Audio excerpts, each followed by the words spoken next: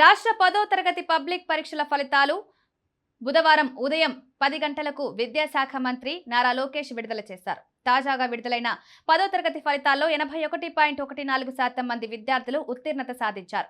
ఈ ఏడాది మార్చి 17 నుంచి 31 వరకు రాష్ట్ర వ్యాప్తంగా మొత్తం 6,14,459 మంది విద్యార్థులు పరీక్ష రాశారు. మొత్తం 1680 బడుల్లో 100% ఉత్తీర్ణత నమోదు కాగా 19 పాఠశాలల్లో ఒక్క విద్యార్థి కూడా పాస్ కాలేదు. గత 5 ఏళ్లలో 2022లో అతి తక్కువగా 67.26% ఉత్తీర్ణత నమోదు కాగా ఈ ఏడాది ఏకంగా 81.14% ఉత్తీర్ణత నమోదైంది. తాజాగా ఫలితాల్లో తక్కువ మార్కులు వచ్చాయని భావించే విద్యార్థులు రీకౌంటింగ్, రీవెరిఫికేషన్ కు దరఖాస్తు చేసుకోవచ్చు. ఇందుకు రేపటి నుంచి అంటే ఏప్రిల్ 24 దరఖాస్తు చేసుకోవడానికి అవకాశం ఉంది. మే 1 రాత్రి 11 గంటల వరకు దరఖాస్తు చేసుకోవచ్చు. రీకౌంటింగ్ కు దరఖాస్తు చేసుకునే విద్యార్థులు ఒకే సబ్జెక్టుకు 500 రూపాయలు చెల్లించాల్సి ఉంటుంది. రీవెరిఫికేషన్ కు దరఖాస్తు చేసుకునే విద్యార్థులు ఒకే సబ్జెక్టుకు 1000 రూపాయల చొప్పున చెల్లించాల్సి ఉంటుంది.